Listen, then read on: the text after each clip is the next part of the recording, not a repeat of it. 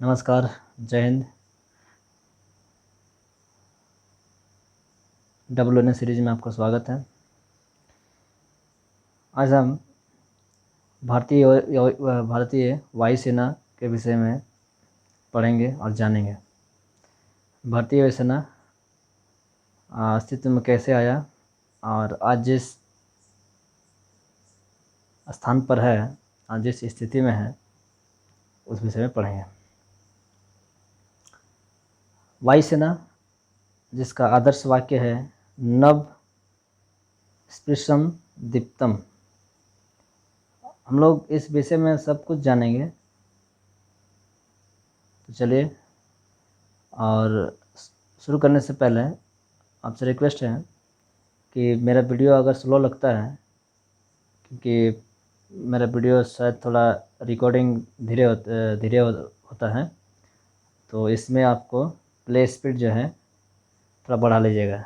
YouTube का setting में जाकर 1.25 या 1.5 कर लीजिएगा, जैसे आपका सुविधा हो। तो वायुसेना दिवस जो हम लोग प्रत्येक वर्ष 8 अक्टूबर को मनाते हैं, इस बार भी मनाया गया 8 अक्टूबर को। और इस बार मनाया गया सुखना लेक, चंडीगढ़ में। चंडीगढ़ जो कि राजधानी है हरियाणा का भी और पंजाब का भी, और साथ ही साथ चंडीगढ़ जो है एक यूनियन टेरिटरी भी है, यूनियन टेरिटरी। तो चलिए शुरू करते हैं आज का वीडियो। वायुसेना दिवस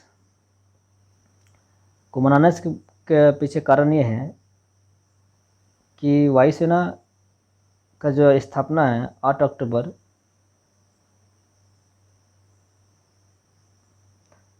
1932 को हुई थी, और इसीलिए हर साल 8 अक्टूबर 1932 को मनाते हैं हम लोग वायुसेना दिवस। इसी तरह से हम लोग नेवी डे भी मनाते हैं, नेवी डे। आर्मी डे भी मनाते हैं, क्योंकि उसका भी अलग अलग दिन पे स्थापना हुआ था। तो जब उनका बारे वीडियो बनाएंगे तो उनके बारे में जिक्र करेंगे हम लोग। तो जैसे कि यहाँ लिखा हुआ है, भारतीय वायुसेना यानी कि इंडियन एयरफोर्स भारतीय सशस्त्र सेना का एक अंग है जो वायु युद्ध, वायु सुरक्षा एवं वायु चौकसी का महत्वपूर्ण काम देश के लिए करती है। इसकी स्थापना 8 अक्टूबर 1932 को की गई थी। स्वतंत्रता से पूर्व यानी कि 1950 में जो है संविधान लागू हुआ था हम लोग का। 26 जनवरी 1950 के दिन जो है संविधान लागू हुआ था, और इसीलिए हम लोग इसको रिपब्लिक डे के रूप में मनाते हैं प्रत्येक वर्ष, यानी कि गणतंत्र दिवस के रूप में। तो और इसी दिन जो है इसका नाम रॉयल इंडियन एयरफोर्स से नाम से जाना जाता था, यानी कि स्वतंत्रता से पूर्व, यानी कि देश को आज़ादी मिलने से पूर्व, यानी कि 1950 में संविधान लागू जो हुआ उससे पहले इंडियन एयरफोर्स को जो है रॉयल इंडियन एयरफोर्स के नाम से जाना जाता था। अब रॉयल नाम किस लिए पड़ा, हम लोग इस बारे में जिक्र करेंगे, ठीक है। एक्चुअली बात हुआ था 1945 में, वर्ल्ड वार 2 में जो भारतीय वायुसेना है इसने बहुत अच्छा भूमिका निभाई थी, महत्वपूर्ण भूमिका निभाई थी इसमें। क्योंकि उस समय जो है हम लोग का देश ब्रिटेन का कंट्रोल में था।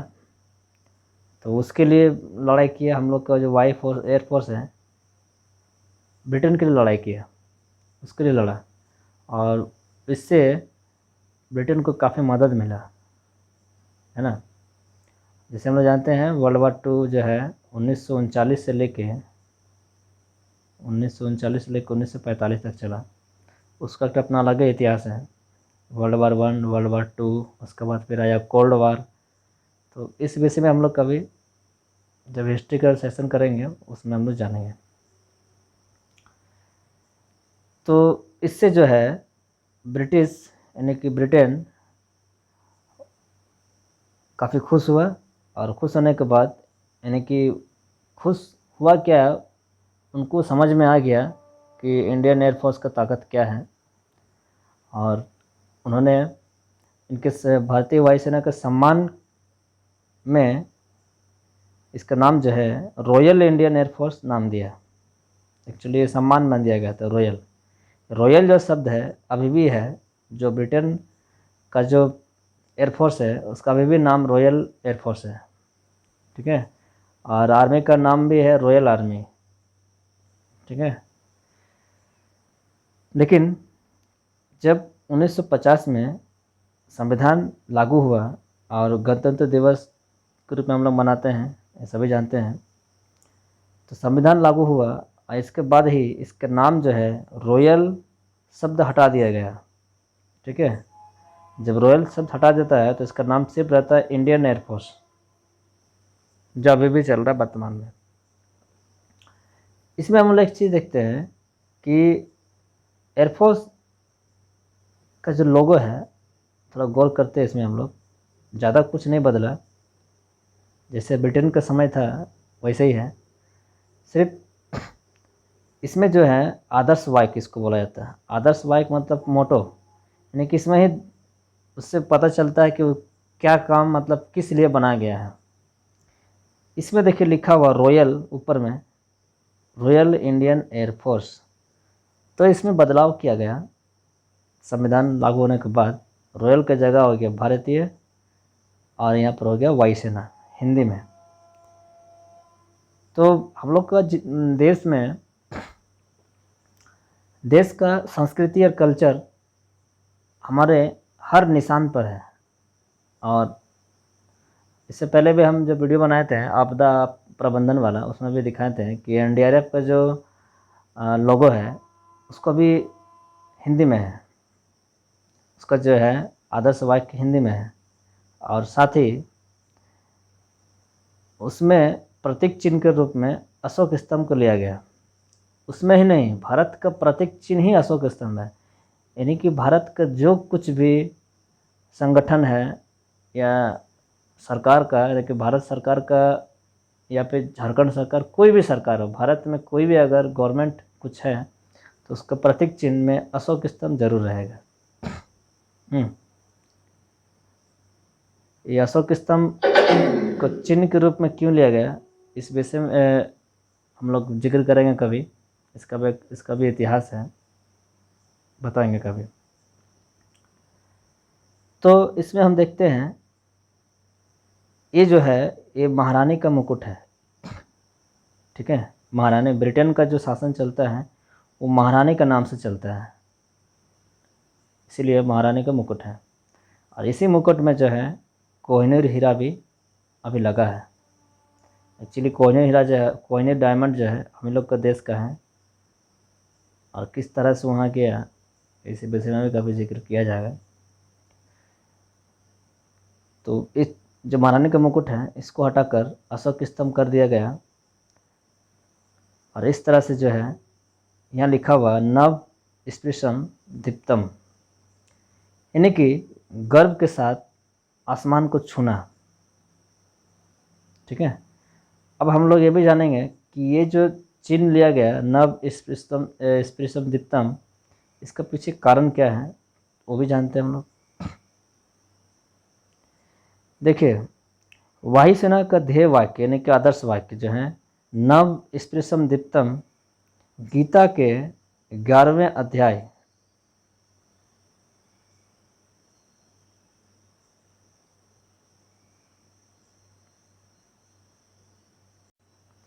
गीता के 11वें अध्याय से लिया गया है। इसका अर्थ है वैभव के साथ आकाश को छूना, यानी कि गर्व के साथ आकाश को छूना, ठीक है। यहाँ लिखा हुआ 8 अक्टूबर 1932 को आधिकारिक तौर पर रॉयल इंडियन एयरफोर्स की स्थापना हुई। तो क्यों हम लोग वायुसेना दिवस 8 अक्टूबर को मनाते हैं, ये तो आप सभी समझ गए होंगे। अब हम लोग चलते हैं इसका अगले कड़ी पर, अगला चैप्टर जो है वो क्या बताता है।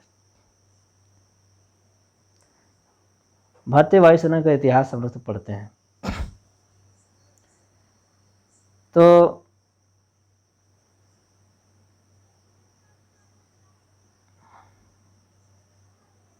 1932 को भारतीय वायुसेना का गठन हुआ, जिसमें उनको पायलट के तौर पर कमीशन किया गया। यहाँ किसका परिणाम हो रहा है, यहाँ पर जिक्र हो रहा है जो भारत का जो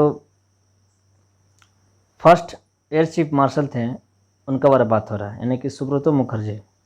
ये सुब्रतो मुखर्जी है, इनका सम्मान में सुब्रतो कप बोल के खेला होता है, मतलब एक कप बोल के जो है एक फुटबॉल, मतलब उनको ट्रॉफी दिया जाता है जिसमें फुटबॉल गेम शामिल है। फुटबॉल खेल के लिए जो है सुब्रतो कप खेला जाता है, तो इनका सम्मान में दिया जाता है। ठीक है, तो अभी हम लोग 1932 को भारतीय वायुसेना का गठन हुआ, जिसमें उनको पायलट के तौर पर कमीशन किया गया। यह बात हो रहा है सुब्रतो मुखर्जी के बारे में। 1933 में वह ब्रिटिश इंडिया में कराची स्थित पहले स्क्वाड्रन में नियुक्त किया गया। स्क्वाड्रन क्या है, ये अलग अलग मतलब इस तरह का टीम है, जैसे जैसे आर्मी में होता है सेक्शन, प्लाटून, प्लाटून के बाद कंपनी, बटालियन, इस तरह से वायुसेना में भी होता है। इसमें जो है फ्लीट होता है, उसके बाद उसी तरह से स्क्वाड्रन भी होता है, सेक्शन इसमें भी होता है। तो जब भी हम लोग वायुसेना के विषय में बढ़िया से पढ़ेंगे, अभी तक हम लोग ये जानने की कोशिश कर रहे हैं कि वायुसेना दिवस का इतिहास क्या है और वायुसेना दिवस हम लोग क्यों मनाते हैं। तो जब वायुसेना के विषय में बढ़िया से पढ़ेंगे उस समय हम लोग वो भी जानेंगे। अब देखिए, दूसरे विश्व युद्ध के दौरान सबसे सीनियर अफसर थे वो, ये सुब्रतो मुखर्जी जो हैं, और स्क्वाड्रन लीडर बनाया गया। पहले तो ये पायलट के रूप में कमीशन हुआ, फिर ये स्क्वाड्रन लीडर बने। फिर 1945 में युद्ध समाप्त होने पर उनको जो है विशिष्ट सेवा के लिए order of the British Empire से सम्मानित किया गया, यानी कि अच्छा योगदान दिए थे इन्होंने वर्ल्ड वार 2 में।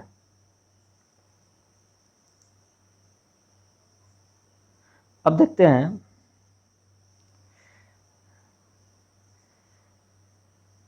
भारत की आज़ादी और बंटवारे के दौरान उन्होंने वायुसेना के पुनर्गठन में मदद की।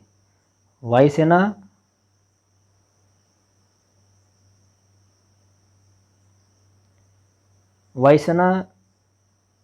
भारतीय वायुसेना को उन्होंने दुनिया के सबसे ताकतवर वायुसेना बनाया। यही वजह है कि उनको father of the Indian air force भी कहा जाता है।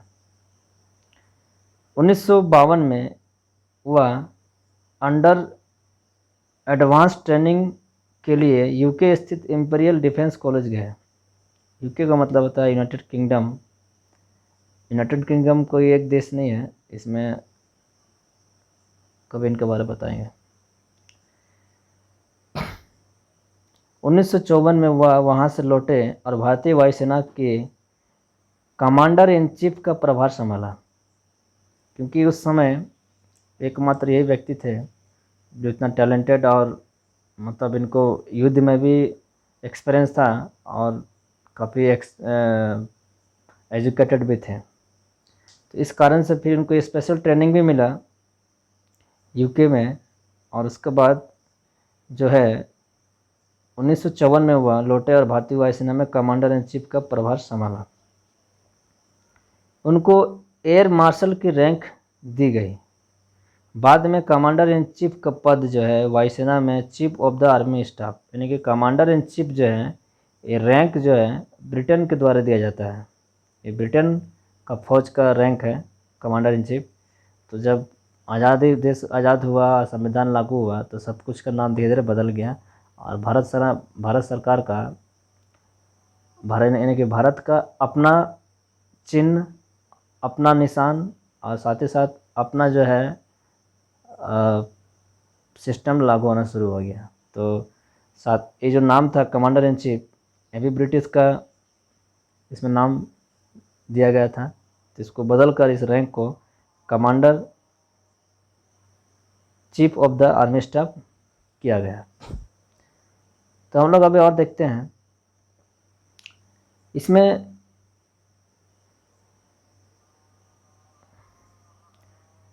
थोड़ा हम लोग पढ़ेंगे इनके बारे में। First Indian to command a flight and a squadron in the Indian air force, later become the first Indian chief of the air staff, the Indian Independent Indian Air Force, selected as one of the 6 cadets for training, Royal Indian Air Force, was given the order of the British Empire, ठीक है, control and aided air operation in aid of the troop during the annexation of Hyderabad, यानी कि काफ़ी लंबा समय तक जो है एयर चीफ मार्शल के रूप में रहे हैं और भारत को मजबूत करने में इनका बहुत बड़ा रोल रहा। क्योंकि अभी के समय देखते हैं हम लोग तो वायुसेना का बहुत बड़ा रोल है। पहले शायद उतना बड़ा रोल नहीं था, लेकिन अभी के समय में वायुसेना जो है उसका बहुत बड़ा रोल है। यानी कि सारा काम अभी जो है फाइटर प्लेन, मिसाइल ये सब करता है, और फाइटर प्लेन, मिसाइल जो है वो वायुसेना का कंट्रोल में है।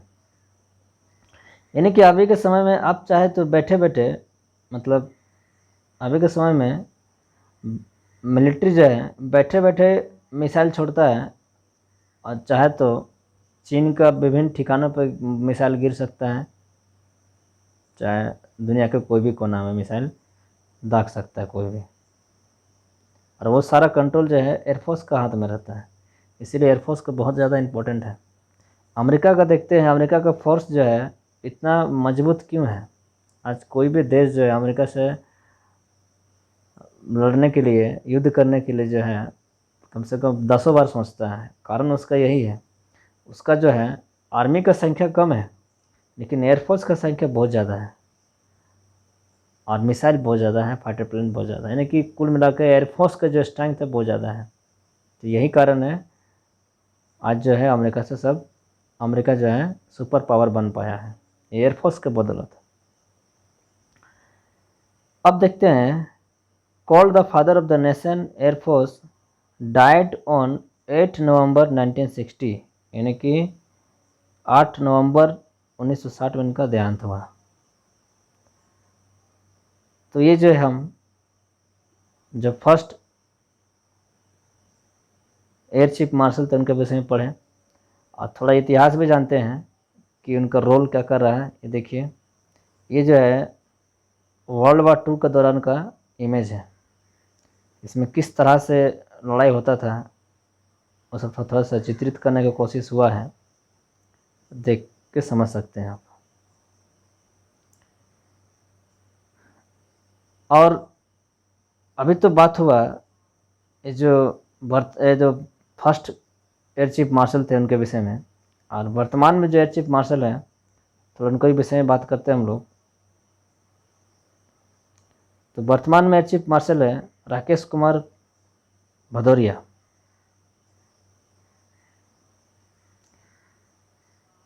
इनका नाम से पहले ये जैसे ही जानते हैं हम लोग, डिफेंस में जो भी कोई कर्मचारी रहते हैं, इनके जवान रहते हैं, उनका नाम से पहले रैंक लिखा जाता है। जैसे कैडेट विकास, हवलदार रमेश, ठीक है।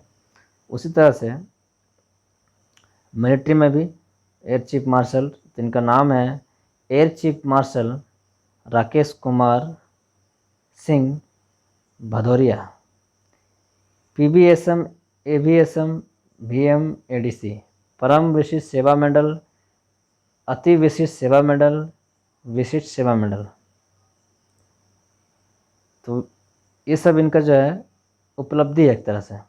और ये उपलब्धि जो है इनका, जो कोई भी इस तरह से उपलब्धि हासिल करता है उनका बैच में साथ में एक पट्टी जैसे लगाया जाता है, वो आप देख सकते हैं, ठीक है। और एयर चीफ का जो निशान है बैच जो है ये वाला है, देखिए सब एयरफोर्स का जो ऑफिसर रहते हैं उनके ऊपर ये लगाया रहता है, ठीक है। और हम लोग ये जानेंगे कि ये जो है एक 4 स्टार ऑफिसर होते हैं। 4 स्टार, देखिए 4 स्टार का अंदर में दिया हुआ, 1 2 3 4, 4 स्टार ऑफिसर। साथ में इनको जो मेडल दिया जाता है वो भी लगाते हैं, क्योंकि इनका उपलब्धि होता है। देखिए ये जो बेच लगा दिया गया ये उनका उपलब्धि है। और साथ ही इसमें ट्रेनिंग जो जो जो इसमें मतलब ट्रेनिंग होता है वो सब भी इसमें शामिल होता है। साथ में ये मेडल है जिनको उपलब्धि है वो दर्शाता है। तो इससे राकेश कुमार सिंह भदौरिया जी से पहले ये ऑफिस कब से संभाल रहे हैं? ये ऑफिस 30 सितंबर 2019 से संभाल रहे हैं, जो अभी तक है। इनसे पहले वीरेंद्र कुमार सिंह धनोआ थे, रूप राहा थे, ठीक है, नॉर्मन अनिल कुमार ब्राउने थे। इनका टाइम पीरियड आप देख सकते हैं कब से कब है। ये सब आता है जब डिफेंस का जब एग्ज़ाम को देने जाता है तो ये सब उनके विषय में आता है। तो हम लोग अब आगे बढ़ते हैं।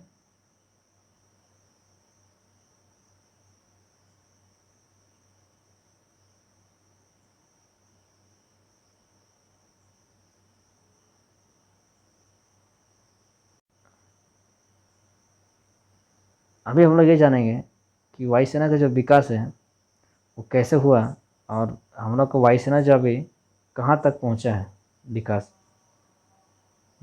डेवलपमेंट जो है, डेवलपमेंट का फेज जानने की कोशिश करेंगे।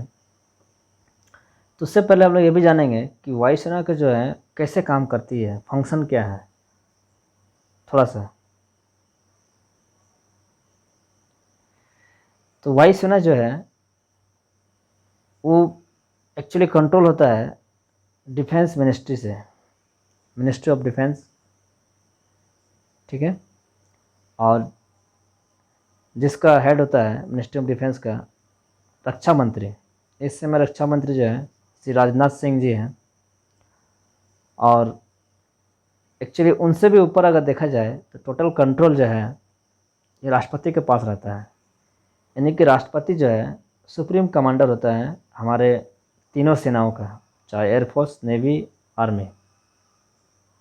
मिलिट्री का जो है सुप्रीम कमांडर होता है। राष्ट्रपति के पास और भी बहुत सारा पावर है, जैसे कि हम लोग देख रहे हैं। ये एग्जीक्यूटिव पावर है, लेजिस्लेटिव पावर है, फाइनेंशियल पावर है, जुडिशियल है, डिप्लोमेटिक है, इमरजेंसी है, इसमें से मिलिट्री भी पावर है। यानी कि जब कभी भी किसी देश के विरुद्ध युद्ध होगा, अगर हम लोग को युद्ध हो जाता है अमेरिका का, चाइना के साथ या पाकिस्तान के साथ, तो युद्ध की घोषणा जो है राष्ट्रपति करेंगे, प्रधानमंत्री नहीं। लेकिन उनको सलाह जो है वो प्रधानमंत्री ही देते हैं, क्योंकि संविधान में लिखा गया है कि राष्ट्रपति जो भी कुछ काम करेंगे वो प्रधानमंत्री की सलाह से करेंगे। यानी कि उसको प्रधानमंत्री और मैं कैबिनेट मिनिस्टर की बात मानना पड़ेगा। उनका अपना भी कुछ पर्सनल पावर होता है, तो वो पॉलिटी का हिस्सा है। जब हम पॉलिटी पढ़ेंगे उस टाइम उसके बाद जिक्र करेंगे। अभी तो हम लोग वायुसेना, भारतीय वायुसेना का जो विकास का क्रम है उस विषय में जान रहे हैं हम लोग। तो देख रहे हैं कि भारतीय वायुसेना का दशा जो है 1932 में किस टाइप का था। इस समय इस टाइप का था।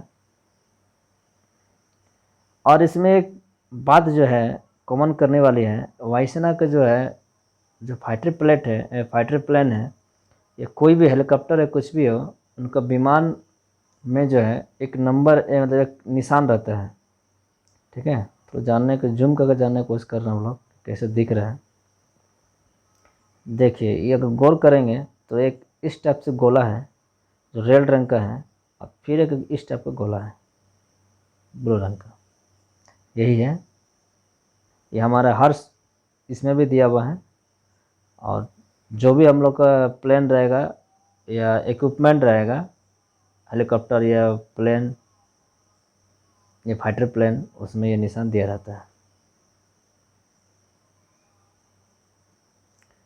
आगे देखते हैं कि 1932 में हमारा विकास जो है यहाँ तक हुआ था। अब वर्तमान में हमारे भारत देश द्वारा LCA तेजस यानी कि लाइट कॉम्बैट एयरक्राफ्ट तेजस नाम का जो है एयरक्राफ्ट ये भारत ने अपने विकास किया है। कुछ कुछ इसका सामान जो है विदेश से इंपोर्ट हुआ है, लेकिन ज़्यादातर काम जो है इंडिया में हुआ है। इनका अभी इसका जो डिमांड है दुनिया के हर जगह में है, यानी कि अमेरिका भी भारत से तेजस खरीद रहा है। आप जान सकते हैं एक समय था जब भारत का पास एयरफोर्स का मामले में काफ़ी पीछे था, लेकिन अभी के समय में देख रहे हैं कि भारत से तेजस अमेरिका खरीद रहा है। यही नहीं, भारत का बहुत सारे जो मिसाइल है, जिसमें से एक मिसाइल ब्राह्मोस है जो रूस के सहयोग से बनाया गया, तो वो भी अभी बहुत सारा देश को जो है हम लोग बेच रहे हैं। यानी कि अब हम लोग आत्मनिर्भर धीरे धीरे हो रहे हैं, और सिर्फ आत्मनिर्भर ही नहीं, हम लोग के ऊपर अभी दुनिया जो है निर्भर हो रहा है। तो ये रहा अभी का ताकत कि भारत का विकास देखिए कहाँ से कहाँ हुआ। पहले ये था और अभी जो हमारे पास ये है तेजस है, राफेल, इस टाइप का हमारे पास लड़ाकू विमान है।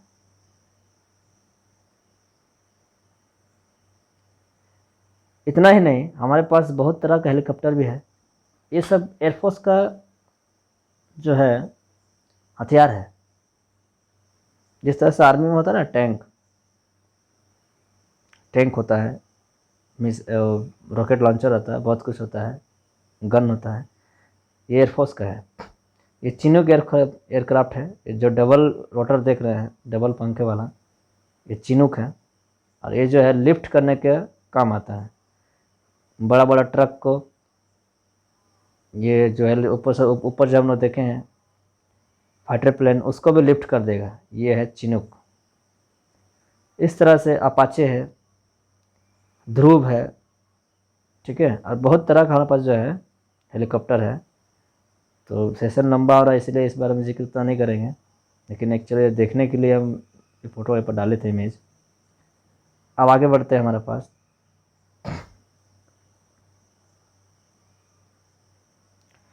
अब देखिए कैसे कैसे हमारे पास जो है अभी के समय में फाइटर प्लेन है।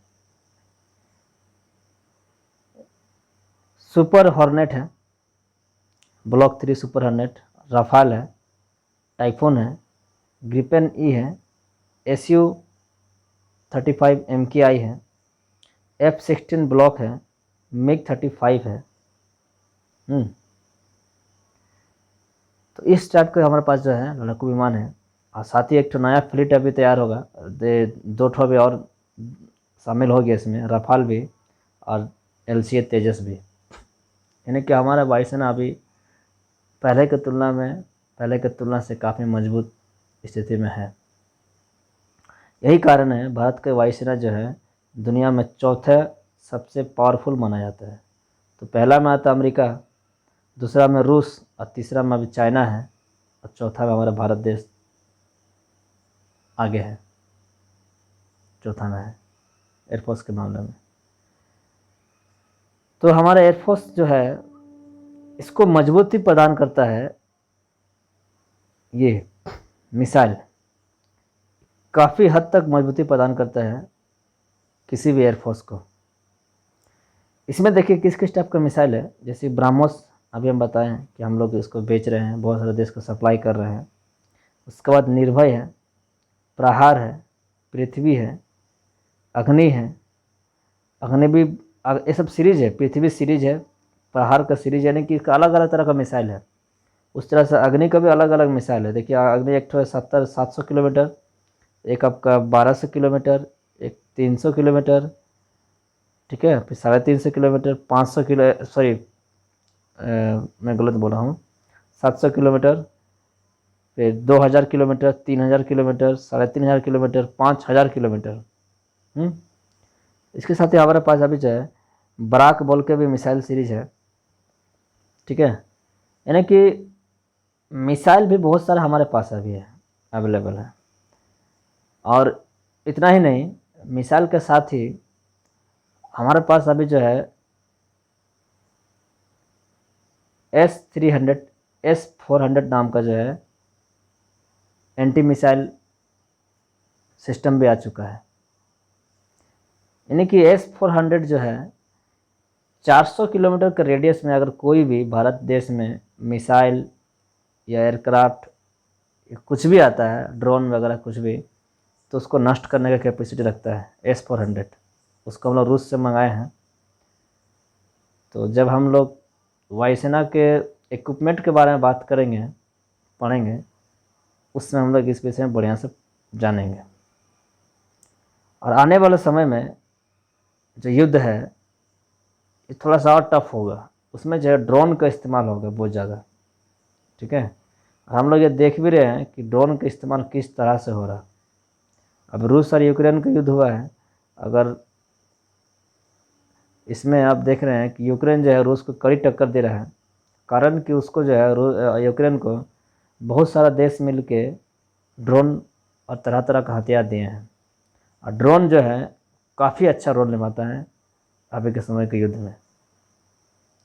तो अभी अगर युद्ध होगा, लड़ाई होता है आने वाला फ्यूचर में, तो ड्रोन से ज़्यादा लड़ाई लड़ा जाएगा। ड्रोन का काफ़ी रोल, अच्छा रोल रहेगा, बहुत बड़ा रोल रहेगा युद्ध में। और साथ ही साइबर अटैक, और इतना ही नहीं, स्पेस वार भी होगा। यानी कि हम सब जैसे कि जानते हैं स्पेस में जो है, स्पेस में बहुत सारा सैटेलाइट घूम रहा है। और सैटेलाइट घूम रहा है बोल के ही जो वायरलेस जो कम्युनिकेशन सिस्टम है सब काम कर रहा है। यानी कि इंटरनेट से लेके मोबाइल, रिमोट, टीवी या कुछ भी हो, यहाँ तक कि जो मौसम संबंधी जानकारी सारा का सारा सैटेलाइट के द्वारा हमें मिल रहा है। एक सैटेलाइट का जाल सा बना हुआ है हमारा अंतरिक्ष में। तो हो सकता है कि आने वाले समय में जो है वो सैटेलाइट को डिस्ट्रॉय भी किया करेगा कोई देश। जैसे अभी तो चाइना तो बहुत पहले ही इसके बारे में टेस्ट कर चुका है, वो ऊपर ही से जो है किसी दूसरे देश का सैटेलाइट को बर्बाद कर सकता है। तो भारत ने भी टेस्ट कर लिया है। ठीक है दोस्तों, आज हम लोग को वायुसेना के विषय में जानकारी चाहिए था कि वायुसेना है क्या। ये सिर्फ एक जानकारी छोटा सा है। तो इसके बाद हम लोग फिर अलग अलग वीडियो बनाएंगे, तो उसमें इसका इक्विपमेंट के विषय में जानकारी देंगे और जानकारी जानने की कोशिश भी करेंगे। तो आज के लिए इतना ही। जय हिंद, जय भारत, वंदे मातरम।